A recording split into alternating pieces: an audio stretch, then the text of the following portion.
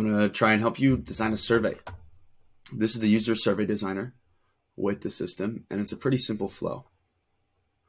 It takes two inputs, which is the survey goals and the target audience profile. Just basically, who's it for and why are you doing it?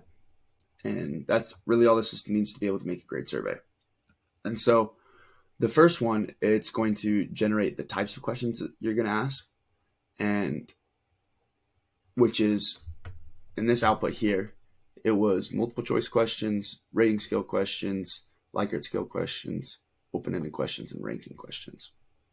And so the second one here will be able to draft specific questions, and it's going to generate several different ones that you can be able to have.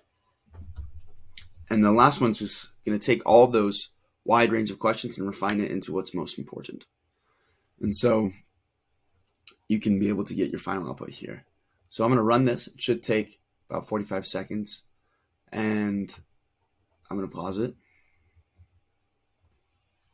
So I just finished. My survey was for a fake EV company, and it was able to give me several different results. The final output is here and here. I like to look at it sometimes here.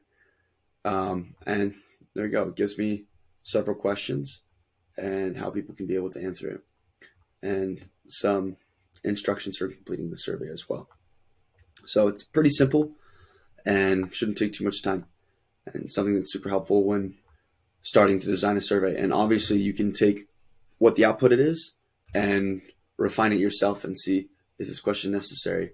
And the AI is really here just to assist, and the system's here just to help you with your thought process. You're not just wasting time trying to think of something, but you can be able to get an output, and then that can be able to spur further ideas. So I found it something that's super helpful. I designed a survey earlier in the year, and this was something that was able to help me get started. So you should try it out, see for yourself.